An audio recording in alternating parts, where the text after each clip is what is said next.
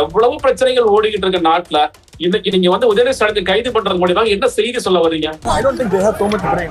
These people are just so I will face the consequences. Okay. நீ கூட கேட்டீங்க பெண்களுக்கு எதிராக பேசுறது இல்லை. அதில் வந்து பெண்களுக்கு எதிராக எதுவும் பேசல அவர் ரொம்ப ஸ்பெசிபிக்கா நான் சொல்றேன். அந்த நடிகையின் பேர் உக்கிரவது உச்சரிக்கப்படுகிறது. அதற்கு ஒரு மாதிரி வித்தியாசமான கமெண்ட் பாஸ் பண்ணார். எந்த பெண்களுக்கு ஒருத்தரும் அவதூறு பேசல அவரு. எங்க தண்ணி வருதோ இல்ல அங்க தண்ணி வரணும். காவிரி சொன்னேன். திமுகவே இல்லாத எதிர்கட்சிகளே இல்லாத அளவிற்கு ஒரு சட்டமன்றத்தை நடத்தி கொண்டு போகலாமா? யாருமே கேள்வி கேட்க முடியாது. ஏன் கேள்வி கூடாது? கேள்வி கேட்டா எங்களுக்கு பதில் சொல்ல தெரியாது. தலைப்புச் செய்தி எல்லாத்தையும் பார்க்கிறேன். தலைப்புச் செய்தி எதிரையுமே இந்த 3 முக்கியமான கோரிக்கைகள் திமுக பேசினார்களோ அது வெளியே வரவே இல்லை. திமுக உடைய எதிர்கட்சி தலைவர் உதயநிதி ஸ்டாலின் பேசிய அவதூறு படு கேவலமான செயலாகத்தான் பார்க்கிறேன். நீங்க வந்து உதயநிதி பேசியது கண்டனத்துக்குரிய செயல்னா தமிழ்நாடு அரசாங்கம் செய்வது அதை விட மோசமான செயலாக தான் நான் பார்க்கின்றேன். வணக்கம் நேர்களே, நான் உங்கள் கார்த்திக். நம்முடைய சிறப்பு நேர்காணலில் அரசியல் விமர்சகர் ஜெகதீஸ்வரன் இணைந்திருக்கிறார். அவரிடம் விரிவாக பேசலாம். வணக்கம் சார். வணக்கம் சார். நேற்று தஞ்சாவூர்ல பேசின உதயநிதி பெண்களுக்கு எதிராகவும் த்ரிஷாவுக்கு எதிராகவும் ஆபாசமா பேசிட்டாருன்னா அவருக்கு மேல 9 பிரிவின் கீழ் வழக்கு பதிவு பண்ணி காவல்துறை இன்னைக்கு உதயநிதியை கைது பண்ணி இருக்கிறாங்க. இந்த கைது நடவடிக்கை மூலம் விஜய் சொல்ல வர செய்தி என்ன? நேற்று உதயநிதி அவரோட ஸ்பீச் வந்துங்க கிட்டத்தட்ட 23 நிமிடம் 12 நொடி. இதை நான் ஃபுல்லா பார்த்தேன். அவர் ஆரம்பிச்சு அங்க இருக்கிற மேடையில இருக்கிறவங்களை வணக்க வைக்கிறதுல இருந்து இது அரேஞ்ச் பண்ணவங்க வணக்க வைக்கிறதுல இருந்து 3 முக்கியமான கோரிக்கைகள் அவர் வச்ச 3 முக்கியமான கோரிக்கைகள். ஒண்ணு, பயிர்க்கடன் முழுமையாக தள்ளுபடி செய்யணும். மேகதாது அணை கட்ட விடாமல் பார்த்துக்கணும். காவிரி தண்ணீர் கிடைக்காதால் வறண்ட டெல்டா மாவட்டங்களை வறட்சி மாவட்டங்கள் அறிவிக்க வேண்டும். இதை முன்னெடுத்துதான் இந்த போராட்டம். ஃபார்ச்சுனேட்லி நம்ம இதுதான் பேசியிருக்கணும். நேற்று உதயநிதி போராட்டம் பேசும்போது என்னென்ன சார் பேசினாரு, நம்ம என்னென்னலாம் அதுல வந்து நம்ம தெரிஞ்சுக்க வேண்டிய விஷயம் இருக்கு, அதுல ஏதாவது பாயிண்ட்ஸ் இருக்கான்னு நம்ம பேசியிருக்கணும். அன்பார்ச்சுனேட்லி நம்ம வந்து அவர் பேசினா அந்த 23 நிமிஷத்துல ஒரே ஒரு செகண்ட்ல கிட்டத்தட்ட 9வது நிமிடத்துல கீழே இருக்கிறவங்க இன்றைய முதல்வர் எதுல கவனம் செலுத்தினார் தெரியுமா அப்படின்னு சொன்ன உடனே கீழே இருக்கிறவங்க எல்லாம் சேர்ந்து த்ரிஷா த்ரிஷா த்ரிஷா அவங்களோட பேரை உபயோகிக்கிறாங்க. அந்த நேரத்துல ஒரு பாஸ் விட்டு ஒரு வார்த்தை சொல்றாரு. நான் அதுக்கு பிறகு நான் வந்து காவிரியை சொன்னேன்னு சொல்றாரு. இந்த இடத்தில் அவர் வந்து அது நிச்சயமாக தவிர்த்திருக்க வேண்டும். கண்டனத்திற்குரிய மாற்று கருத்தே இல்லை. ஏன்னா நீங்க ஒரு எதிர்கட்சி தலைவர், நீங்கள் பேசுறவர் முதலமைச்சர். இது வந்து இன்னும் சொல்ல போனா இது கடைசி நேரத்தில் நடக்கிற தேர்தல் பிரச்சாரம் வாய் தவறி வந்துருச்சு. எலெக்ஷன் கமிஷன் பார்த்துட்டு இருக்காங்க. இல்ல, ஏற்கனவே இந்த ஆளுங்கட்சி என்பது தங்கள் மேல் எந்த விமர்சனம் வைத்தாலும் தங்கள் மேல் எந்த அவதூறு வைத்தாலும் கைது வரைக்கும் செய்வோம் அப்படின்னு காட்டிக்கிட்டு இருக்கிற ஆளுங்கட்சி. இன்னும் சொல்ல போனா மக்கள் பிரச்சனைகள் பிரதானமா அல்லது வந்து பழிவாங்கும் நோக்கம் பிரதானமானா பழிவாங்கும் நோக்கம் தான் பிரதானம்னு செயல்பட்டு இருக்கிற ஒரு ஆளுங்கட்சியாக இருக்கிறது. கிட்டத்தட்ட தான் ஒரு சர்வாதிகாரியாக உருவாக்கிட முடியாதான்னு விஜய் அவர்கள் வந்து ஒரு மக்கள் நலன்ல அக்கறை காட்டுவாரா, இல்ல தான் சர்வாதிகாரம் எஸ்டாபிஷ் பண்ண விரும்புறாருன்னா என்னை பொறுத்த வரைக்கும் அவர் சர்வாதிகாரம் எஸ்டாபிஷ் பண்ண விரும்புறாரு. மக்கள்கிட்ட பேசும்போது நிறைய விஷயங்கள் பேசுறாரு. பட் ஆனா தொடர் கைதுகள், நீங்க வந்து விமர்சனம் பண்ண கைதுகள், திமுக ஐடிவிங்க இருக்கலாம், நார்மலா ஒருத்தர் இன்டர்நெட் எழுதுறதாக இருக்கலாம், ஒரு எம்எல்ஏவா இருக்கலாம், அவங்க பேச்சை பொறுத்து அது வந்து அந்த நாட்கள் உடனடியாக வந்து அவருக்கு ஜாமீன் கிடைப்பதும் 15 நாட்கள் சிறை கிடைப்பதுங்கிறது. நேற்று பேசிய பேச்சு நிச்சயமா கண்டனத்திற்குரியது, கடுமையான அவதூறுன்னு கூட சொல்லலாம். ஒரு பிரைவேட் ரூம்ல அது பேசுறதா அது பிரச்சனை இல்லை. அது வந்து ஒரு தனிப்பட்ட வாழ்க்கை விமர்சிச்சு நம்ம நிறைய பேர் பேசுவாங்க, அது வேற. ஆனா ஒரு பொது மேடையில் அதை பேசுவது என்பது அநாகரிகம், அது தேவைன்ற சர்ச்சை. அது பேசிய காரணத்தினால ஒட்டுமொத்தமாக திமுக செய்த போராட்டம் என்னங்கிறது வெளியே வராமல் போயிடுச்சு. உதயநிதி தெரிஞ்சுக்க வேண்டிய மிக முக்கியமான செய்தி, திமுக எதிர்கட்சியாக அதாவது இந்த முறை எதிர்கட்சியாக ஒரு முக்கியமான போராட்டத்தை கையில் எடுத்திருக்காங்க நேற்று. ஆனா நான் தலைப்புச் செய்தி எல்லாத்தையும் பார்க்கிறேன். தலைப்புச் செய்தி எதிரையுமே இந்த 3 முக்கியமான கோரிக்கைகள் திமுக பேசினார்களோ அது வெளியே வரவே இல்லை. திமுக உடைய எதிர்கட்சி தலைவர் உதயநிதி ஸ்டாலின் பேசிய அவதூறு, அந்த அவதூறை கண்டிக்கின்ற இந்த கட்சி, அவதூறை கண்டிக்கின்ற அந்த கட்சி அப்படிங்கிறது செய்திகள் போயிட்டே இருந்தது. ஆனா நான் நிச்சயமா எதிர்பார்க்கல இதுக்கு வந்து இவ்வளவு பெரிய கைது நடவடிக்கை, தஞ்சாவூர்ல இருந்து காவல்துறை கிளம்பி வந்து இவ்வளவு பெரிய கைது நடவடிக்கை செய்வாங்கன்னு எதிர்பார்க்கிறேன். ஏன்னா நமக்கு தெரியும், நம்ம வந்து 2ஆம் கட்ட தலைவர்கள் 3ஆம் கட்ட தலைவர்கள் அவங்க நடவடிக்கை எடுப்பாங்க. இந்த அவதூறு வழக்காக எத்தனை முறை நீதிமன்றம் சொன்னாலும் கைது பண்ணாதீங்கன்னு சொன்னாலும் கேட்குமா கைது பண்ணுவாங்க, அதெல்லாம் நடக்கும். ஆனா எதிர்கட்சி தலைவர் மேலேயே டைரக்டா விஜய் அவர்கள் கை வைக்கிறார் அப்படின்னா 2-3 விஷயங்கள் எனக்கு வந்து டக்குனு மனசுல தோணுது. நாளைக்கு பட்ஜெட் கூட்டத்தொடர். இந்த பட்ஜெட் கூட்டத்தொடர்ல தாவேக அரசாங்கம் மேல மக்களுக்கு ஒரு பெரிய எதிர்பார்ப்பு ஏற்பட்டது. என்ன சொல்ல போறாங்க, தேர்தல் அறிக்கையில் இந்த விஷயங்களை தான் சொல்ல போறாங்க, துறை ரீதியாக இந்த ஒவ்வொரு மினிஸ்டர்ஸ் எப்படி பெர்ஃபார்ம் பண்ண போறாங்க. விஜய் அவர்கள் இப்பயாவது போன வாட்டி நிறைய நேரங்கள் அவர் இமீடியட்டா சில ஆன்சர் எதிர்பார்க்கும் போது அமைதியாவே இருந்தாரு. இந்த முறை அந்த அமைதியெல்லாம் இல்லாம எதிர்கட்சிகள் கேட்கின்ற எல்லா விஷயங்களுக்கும் உடனடியாக டக்கு டக்குன்னு எந்திரிச்சு பதில் சொல்லுவாரா, எப்படி அவங்க பெர்ஃபார்மன்ஸ் இருக்க போகுது அப்படிங்கிறதும் நேத்து வரைக்கும் நம்ம காவிரி, இன்னும் சொல்லப்பட இன்னைக்கும் காவிரி தான் நம்ம பேசிட்டு இருக்கணும். வெளிக்கொண்டு இப்ப லைட்டா தண்ணி வந்திருக்கு, அங்க மழை பெஞ்சு ஓஞ்சிருச்சு. நம்ம கேட்க 4 TMC கூட வருமா வரதான்னு தெரியாது. அதுக்குள்ளே தாவேக்காரெல்லாம் குதிக்கிறாங்க, நம்ம காவிரி பெற்றெடுத்த தமப்புதல்வனை என்னமோ கதையெல்லாம் விட்டுட்டு இருக்காங்க. அந்த தண்ணீர் வரப்போறது கிடையாது. அப்ப தண்ணீர் இன்னும் வரல சார், சிஎம் சார் தயவு செய்து தண்ணியை வாங்கி கொடுங்க சார், மேகதாதுரை கட்டாம பாத்துக்கங்க சார் அப்படிங்கிற இந்த விமர்சனங்களுக்கு தான் நாளைக்கு பெரிய அளவில் எதிர்கட்சிகள் பிளான் பண்ணிருப்பாங்க. இந்த முக்கியமான பிரச்சனை எல்லாம் இருக்கும் பொழுது அதை ஒட்டுமொத்தமாக தெரிஞ்சிருக்கிற மாதிரி உதயநிதி ஸ்டாலின் கைது. நாளைக்கு சட்டமன்றத்தில் என்ன பண்ணுவாங்க, எல்லாம் கருப்பு பட்டை அணிந்து வந்தார்கள், சட்டமன்றத்தை புறக்கணித்தார்கள், சட்டமன்றத்தில் கோஷம் போட்டார்கள் அப்படிங்கிற ஒரு டைவர்ஷனுக்கான வேலைகளை இந்த தாவேக்கா அரசாங்கம் செய்கிறார்களோ அப்படின்னு எனக்கு உடனடியே தோணுச்சு. எவ்வளவு பிரச்சனைகள் ஓடிக்கிட்டு இருக்க நாட்டுல இன்னைக்கு நீங்க உதயநிதி ஸ்டாலின் கைது பண்றது மூலியமா என்ன செய்தி சொல்ல வர்றீங்க? பொதுமக்கள் உண்மையிலே நீங்களா உண்மையிலே சொல்லப்பட தாவேக்கா அரசாங்கம் நம்மளா பைத்தியக்காரன்னு நினைக்கிறாங்க. மக்கள் எல்லாம் பைத்தியக்காரங்க. உதயநிதி ஸ்டாலின் அரஸ்ட் பண்ணிட்டா இங்க தண்ணீர் வந்துடும், இங்க காவிரி பிரச்சனை தீர்ந்து போயிடும், இங்க முல்லை பெரியார் பிரச்சனை தீர்ந்து போயிடும், நாளைக்கு பட்ஜெட்ல தேவாரும் பாடலும் ஓடும்னு நினைச்சிட்டு இருக்காங்கன்னு நினைக்கிறேன். நம்ம அதாவது எதற்காக வாக்களித்தார்கள் விஜய்க்கு அப்படிங்கிறத விஜய் அவர்கள் நினைத்து பார்க்கிறாரா இல்லையாங்கிறது தெரியல. இல்ல தன்னை ஒரு சர்வாதி, நான் கொஞ்ச காலம் ஆண்டாலும் நான் சர்வாதியை எஸ்டாப்ளிஷ் பண்ணணும், அப்படித்தான் வரலாறு நினைவு வைத்துக் கொள்ள வேண்டும் அப்படிங்கிற நினைக்கிறாங்கிறது தெரியல. கேவலமான செயலாக பார்க்கிறேன். நீங்க உதயநிதி பேசியது கண்டனத்துக்குரிய செயல் தான், தமிழ்நாடு அரசாங்கம் செய்வது அதை விட மோசமான செயலாக நான் பார்க்கின்றேன். அதான் சார், இப்ப உதயநிதி பேசினதை யாருமே இங்க நியாயப்படுத்தலாம். ஆனா இவ்வளவு அவசரமா இவ்வளவு தூரம் ஒரு போர்ஸை யூஸ் பண்ணி கைது பண்ணக்கூடிய நடவடிக்கை தேவைதானா அப்படிங்கிறது தான் ஒரு முக்கியமான கேள்வியா இருக்கு. அது வெறும் காவிரி விஷயத்தை மடைமாற்றுறதுக்கு மட்டும்தான் அப்படின்னு புரிஞ்சுக்கணுமா, இல்ல இந்த என்டையர் கூட்டத்தொடர்ல உதயநிதியோட பிரசன்ஸ் இருக்கக்கூடாது அப்படிங்கறத ஏதோ ஒரு வகையில என்ஷூர் பண்ணணும்னு நினைக்கிறாரா? அதுல நீங்க பாத்தீங்கன்னா 9 பிரிவுகள்ங்க. அது ஆபாசமாக பேசினார், அவன் ஆபாசமாக பேசினார். நீங்க கூட கேட்டீங்க பெண்களுக்கு எதிராக பேசுறது இல்லை, அதில் பெண்களுக்கு எதிராக எதுவும் பேசல. அவர் ரொம்ப ஸ்பெசிபிக்கா நான் சொல்றேன், அந்த நடிகையின் பேர் உச்சரிக்கப்படுகிறது, அதற்கு ஒரு மாதிரி வித்தியாசமான கமெண்ட் பாஸ் பண்ணார். எந்த பெண்கள் குறித்தும் அவதூறு பேசல அவரு. அது ஏன் போடுறாங்க தெரியல, அதை கூட விட்டுருங்க. வன்முறையை தூண்டுகின்ற மாதிரி பேசினார், பொது அமைதிக்கு குந்தகம் அளித்தார். என்ன பண்ணாரு? வன்முறை பெண்மத்தை என்ன தூண்டினாரு? ஸ்பார்க் பேசுற மாதிரி சட்டமன்றத்துக்கு உள்ளதான் நாங்க எலும்பு உடம்பு அது மாதிரி தான் பேசினாரா? அந்த மாதிரி எதுவுமே பேசல. இல்ல நீங்க உடனடியே எல்லாம் கிளம்பி போய் நீங்க சட்டமன்றத்தை முற்றுகையிடணும், முதல்வர் வீட்டுல முற்றுகையிடணும், நாளைக்கு அடிச்சு உடைக்கணும், நாளைக்கு சட்டமன்றத்துக்கு உள்ள புந்தா யாரும் தாக்கணும் ஏதாவது பேசினாரா? இல்ல. எந்த இடத்துல இது வந்துச்சு? 9 பிரிவுகள் எங்கிருந்து வந்துச்சு அப்படிங்கிறது யாருக்குமே தெரியல. அப்போ அது என்னன்னா மிக முக்கியமாக இது பிணையில் வெளிவர முடியாத வழக்கு, பெயில் கிடைக்க கூடாது அப்படிங்கிறக்காக இது ஒரு பக்கம். உடனடியாக திமுக நீதிமன்றத்தை அணுகிறாங்க, நீதிமன்றத்துல போய் கேட்கிறாங்க, இந்த மாதிரி கைது பண்ண போலீஸ் துறை காவல்துறை வந்திருக்காங்க, நீங்க உடனே அவசர வழக்கா எடுங்க அப்படிங்கும் போது நீதிமன்றம் சொல்கின்ற பார்வை 12 மணி வரைக்கும் மதியானம் நான் வழக்கு எடுத்துக்கிறேன், 12 மணி வரைக்கும் காவல்துறை பேசாம இருக்க சொல்லுங்க. இது நடந்தது எத்தனை மணி? காலைல 11 மணி அதற்கு முன்னாடி நடந்துருச்சு. இத ஆக்சுவலா அரசு வழக்கறிஞர் பப்ளிக் ப்ராசிக்யூட்டர் உடனடியாக காவல்துறை அதிகாரியை கூப்பிட்டு, சார் இந்த மாதிரி கோர்ட் இன்ஸ்ட்ரக்ஷன் கொடுத்திருக்காங்க, அவசரப்பட்டு எதுவும் பண்ணாதீங்கன்னு சொல்லணும். ஆனா அதையெல்லாம் தெரிந்திருந்தும் தஞ்சாவூர் காவல்துறை எங்களுக்கு ஒண்ணுமே தெரியலங்க, எங்களுக்கு ஒண்ணுமே கேட்கலங்க, எங்களுக்கு ஒண்ணுமே இன்ஃபர்மேஷன் வரலங்க நீங்க சொல்றீங்கன்னா, அப்பட்டமாக நாங்கள் நீதிமன்றத்தை மதிக்க மாட்டோம், காவல்துறை நாங்க என்ன மாதிரி யூஸ் பண்ணுமோ அந்த மாதிரி யூஸ் பண்ணுவோம், எக்ஸ்பிளைட் பண்ணுவோம். எல்லா அரசாங்க மாதிரி காவல்துறை எங்களுக்கு ரப்பர் பந்து மாதிரி போட்டு அடிப்போம், காயப்படுத்துவோம். அந்த மாதிரி அவங்கள வச்சு நாங்க அவரை தூக்கிட்டு வருவோம். தூக்கிட்டு வந்த பிறகு நாங்க என்ன பண்ணுவோம், தஞ்சாவூர் நடுவர் நீதிமன்றத்துல போய் ஒப்படைப்போம். அவருக்கு பிணை கொடுக்க கூடாது, மறுபடியும் வாதாடுவோம். ஒரு 10 நாள் 15 நாள் சிறையில இருக்கட்டும், அதுக்கெல்லாம் பட்ஜெட் கொடுத்துரும் அப்படிங்கறத ரொம்ப பிளான் பண்ணி ஒர்க் பண்றாங்க. நீதிமன்றம் அந்த பார்வை எடுக்க போறாங்கன்னு தெரியல. தஞ்சாவூருக்கு போனாதான் தஞ்சாவூர் நீதிமன்றம் என்ன மாதிரி பார்வை எடுக்கிறாங்க. மத்தியானம் இந்த வழக்கு உயர் நீதிமன்றத்தில் வரும் பொழுது அவங்க எங்க பேச்சை கேட்க மாட்டீங்களான்னு அவங்க கூட கடுமை காட்டலாம், கண்டனம் கூட தெரிவிக்கலாம். நாங்க இன்ஸ்ட்ரக்ஷன் பண்றோம், 12 மணி வரைக்கும் பேசாம இருக்கிறோம். பப்ளிக் ப்ராசிக்யூட்டர் நீங்க போலீஸ்க்கு சொன்னீங்களா சொல்லலையா, ஏன் அந்த கம்யூனிகேஷன் வெளியே போல, ஏன் கம்யூனிகேட் பண்ண தயங்குறீங்க, இல்ல ஊடகங்கள் அந்த செய்திகளாக வரலையா அப்படிங்கிற கேள்விகளை எல்லாமே கூட கேட்கக்கூடிய வாய்ப்புகள் இருக்கிறது. அது ஒரு பக்கம். ஆனா இவங்களுடைய நோக்கம் என்பது உதயநிதி ஸ்டாலின் மட்டுமல்ல. இப்ப நாளைக்கு தொடரலாம். மேபி இப்ப நீங்க ஓபிஎஸ் கைது பண்ணிருக்காங்க, அங்கே சாடி முறையில் ஈடுபடுவாங்க, போராட்டத்துல ஈடுபடுவாங்க, அங்கேயே சில நபர்களை ஒட்டுமொத்தமாக பார்த்தோம். நம்ம ஒட்டுமொத்தமாக திமுகவே இல்லாத எதிர்கட்சிகளே இல்லாத அளவிற்கு ஒரு சட்டமன்றத்தை நடத்தி கொண்டு போகலாமா? யாருமே கேள்வி கேட்க முடியாது. ஏன் கேள்வி கூடாது? கேள்வி கேட்டா எங்களுக்கு பதில் சொல்ல தெரியாது. அப்ப நம்ம என்ன பண்ணணும்? ஒண்ணு கேள்விகளுக்கு தயாராகணும், பதில்களுக்கு தயாராகணும். பதில்களுக்கு தயாராக முடியலையா, அப்ப கேள்வி எடுத்தவங்களை நீக்கணும், தூக்கிடணும். இதுதான் இந்த அரசியல். இது உண்மையிலே சொல்றேன். பார்க்கின்ற மக்கள் தாவேக்காவிற்காக விழுந்தடிச்சு வாக்களித்த மக்கள் எல்லாருமே எப்படி யோசிப்பாங்க? விஜய் சார் இதுக்குதான் உங்களுக்கு வாக்களிச்சோமா?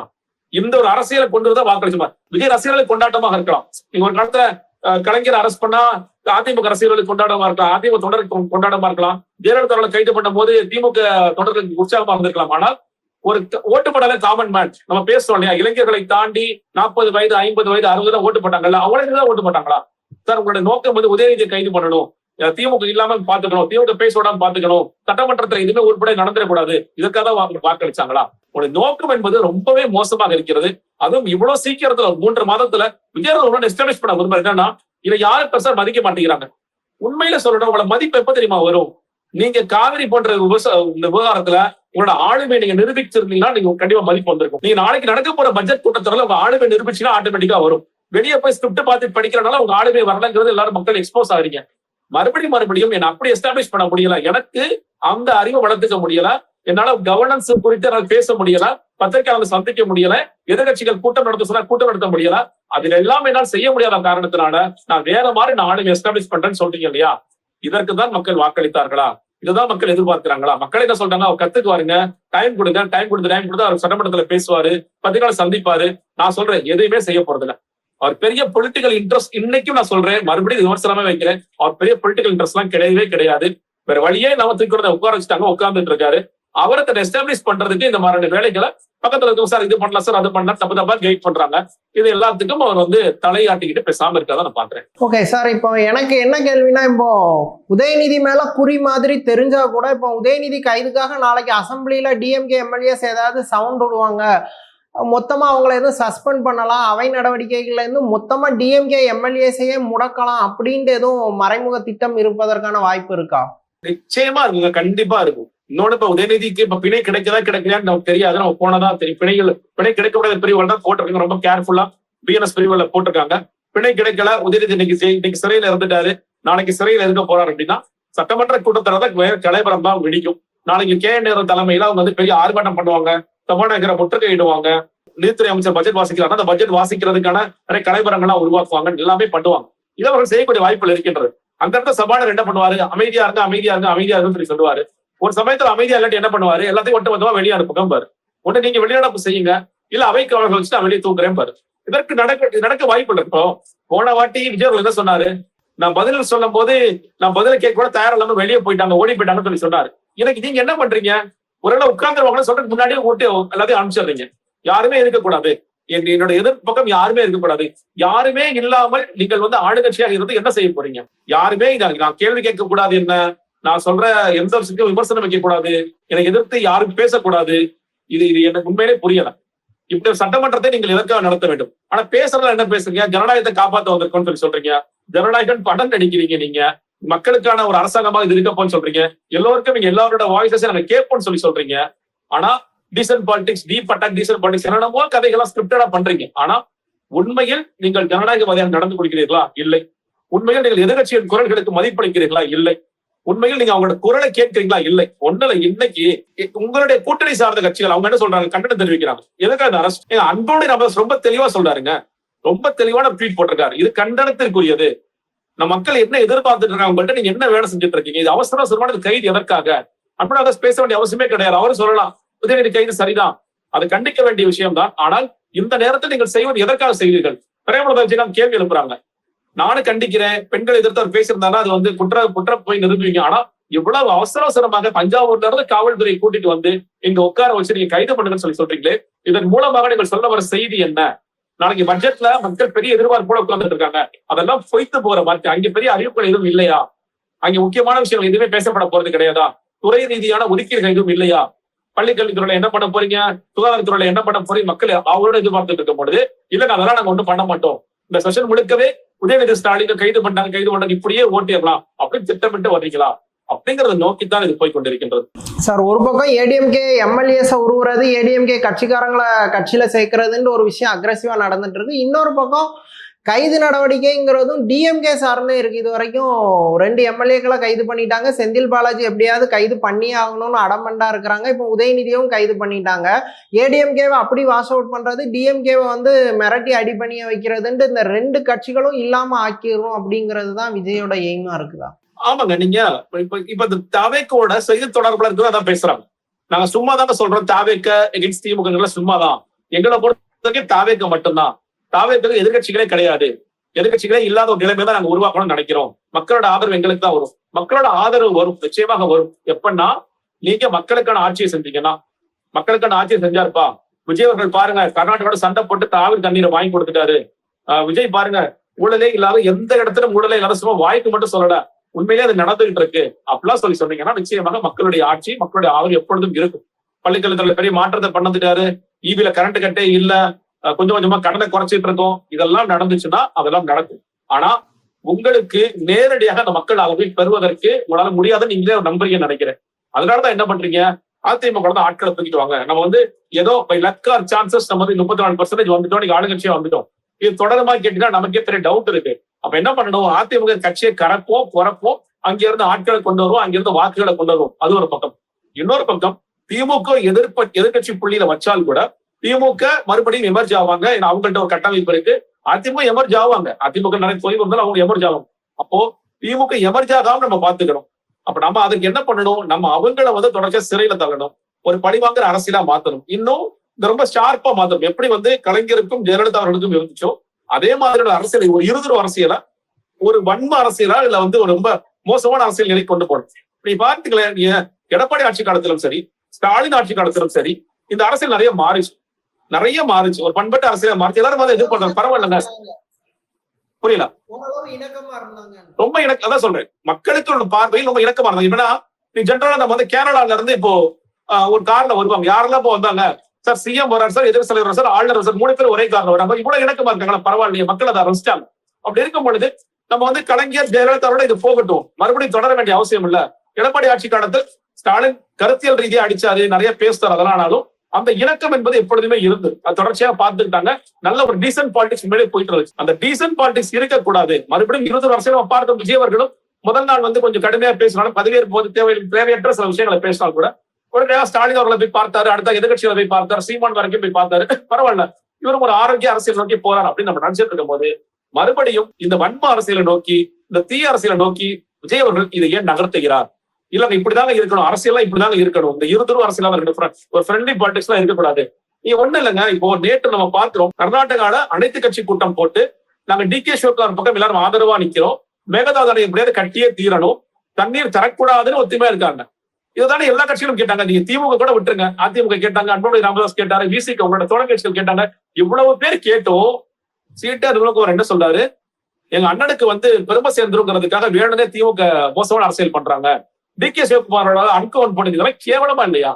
ஒரு அமைச்சர் தான் அவர். உண்மையிலேயே சீனகுமார் இன்னுமே தன்னை வந்து பொய் சொல்ற ஒரு ஐடி தலைவரா நினைச்சிட்டு இருக்காரா? எவ்வளவு அவதூறு பேசுறாரு அவரு. அவருக்கு புகழ் கிடைச்சிடக்கூடாதுங்க. தண்ணி வந்தா நிச்சயமாக ஆளும் தரப்பு தானே புகழ் கிடைக்க போகுது. அதை தடுக்கிறதுக்கு இவங்க வேலை பார்த்துருவாங்களா? அதை மக்கள் எக்ஸ்போஸ் ஆயிட மாட்டாங்களா? எல்லாருக்கும் எப்படியா தண்ணி கொண்டு வரணுங்கிறதா அந்த ஒற்றுமையை காட்டுவதற்கு தான் இங்கேயும் ஒற்றுமையோடு ஒரு அனைத்து கட்சி கூட்டத்தை போட்டுன்னு சொல்லி எல்லாம் வலியுறுத்துறாங்க. ஆனா அதை நாங்க போட மாட்டோம், போட வேண்டிய தேவையில்லை. அப்ப சட்டமன்றத்தில் தீர்மானம் நிறைவேற்றிட்டாலும் அதை விட என்ன அப்படின்னு ரொம்ப சம்மந்தமே இல்லாத கேள்வி சீடர்கள் கேட்கிறார். அப்படி இருக்கும் பொழுது நீங்க சரி அது ஓகே முடிஞ்சு போச்சு, அதுக்கு அடுத்தபடியாக இந்த மாதிரி நாளைக்கு கேள்வியே கேட்டக்கூடாது. நாளைக்கு வந்து அனைத்து கட்சி கூட்டம் போன்ற விஷயங்களை பேசிடக்கூடாது. நீங்க வந்து பாருங்க, ஒரு வன்ம அரசியல் கொண்டு போயிட்டாரு உதயநிதி ஸ்டாலின், ஜெயிலுக்கு போயிட்டாரு, அவர் சிறையில போட்டாரு. உதயநிதி ஸ்டாலினோட அடுத்த நோக்கம் என்னவா இருக்கும்? நம்ம ஜெயிக்கணும், நம்ம வெற்றி பெறணும், நம்ம தூக்கி விஜய் அவர்களை ஜெயில போடணும். இப்ப இன்னைக்கு என்ன பேசுறாங்க, ஒழுங்கா கரூர் விஷயத்துல விஜயத்துக்கு ஜெயில போட்டதா இன்னைக்கு மனசாட ஆறு இருக்கு. நீங்க அதையும் பண்ணல. நீங்க வந்து எந்த அவதூறு பேசுறதுக்கே உங்களை சிறையில தூக்கி போடுறாரு. கரூர்ல 41 உயிர்கள் போவதற்கு காரணமாக விஜய் இருந்தார். ஆனா நீங்க மௌனமா இருந்தீங்க, எந்த நடவடிக்கை எடுக்கலாம். எஃப்ஐஆர் கூட போடல, கைது கூட உங்களுக்கு எஃப்ஐஆர் கூட போடல. அவர் நம்ம என்னென்னலாம் பேசினார், எவ்வளவு கேவலமா பேசினார். ஆதவர்ஜனா முட்டாள் முதலமைச்சர் சொல்லி சொன்னாரு, ரவுடி பை செந்தில் பாலாஜி சொல்லி சொன்னார். அதுக்காக நடவடிக்கை இருந்தாலும் அதுக்கு நடவடிக்கை இல்லை, நம்ம கண்டுக்காம விட்டோம். ஆதவ் வந்து ஜென்னி செட்டி புரட்சி நடக்கணும் மேற்கு, அது என்ன நேபாளத்துல நடந்த நேபாளம் மாதிரி நேபாளம் பங்களாதேஷ் மாதிரி பெருசா புரட்சி அடிக்கணும்னு சொல்லி சொன்னாரு. அதுக்கும் நடவடிக்கை எடுக்கல. கோர்ட்டு கைது ஏன் பண்ணாலும் கேட்டுச்சு, அதற்கும் நடவடிக்கை எடுக்கல. நம்ம அப்படி வந்து நம்ம விட்டோம், டீசன்ட் பாலிடிக்ஸ் சொன்னோம். ஆனா அவரு முழுக்க இன்டீசன்ட் பாலிடிக்ஸ்ல இறங்கிட்டாரு. அப்ப நாளைக்கு ஒரு அனைத்து கட்சி கூட்டம் திமுக கேட்க மாட்டாங்க. இவர் சட்டமன்றத்திலே கூட நான் வந்து உங்க மூத்த நான் பார்ப்பேன், மூத்த நீங்க பார்க்கணும், அதெல்லாம் கூட வேணாம்னு விஜய் நினைக்கிறாரு. விஜய் என்ன நினைக்கிறாரு, நீங்க வந்து உதயநிதி ஸ்டாலின் இனிமேல ஒரு சபதம் போட்டு அவர் வெளியே போயிடட்டும், பேசாம வரவே வேண்டாம், எதிர்கட்சிகளே இல்லாம நம்ம பாத்துக்கலாம், திமுக வந்து நம்மள ஒரு எதிரியாவே பார்க்கட்டும், நம்மள வந்து முழுக்க ஒரு எதிரி மனப்பான்மை மட்டுமே பார்க்கட்டும் அப்படிங்கிற ஒரு இடத்துக்கு போறாரு. இன்னொன்னு நீங்க அவதூறு சில இடங்கள்ல பேசுறாங்க, அந்த அவதூறுகளே இல்லாம பாத்துக்கலாம். நம்ம வந்து இது மாதிரி கடுமை காட்டினால் அவதூறுகளே இல்லாமல் இல்லை, அவதூறுகள் அதிகமாகும். நேற்று பார்த்தோம், நீ சீட்டா நிர்மல்குமார நீங்க வந்து பரந்தாமணி எம்எல்ஏ, முன்னாள் பரந்தாமணி எம்எல்ஏ எப்படி பேசுறாங்கிற பார்த்தோம். கலைஞர் குறித்து பேசும்போது எவ்வளவு கடுமையான விமர்சனத்துக்கு உள்ளாகிறாங்கிற பார்த்தோம். இப்படி தொடர்ச்சியாக இந்த அரசியல் என்பது இன்னும் மோசமாக ஆகும். இது கிட்டத்தட்ட வன்முறைக்கும் வித்திடும். இது தேவையற்ற ஒன்று. இந்த வன்முறை எல்லாம் இல்லாத ஒரு காலத்துல எம்ஜிஆர் கலைஞர் காலத்துல பயங்கர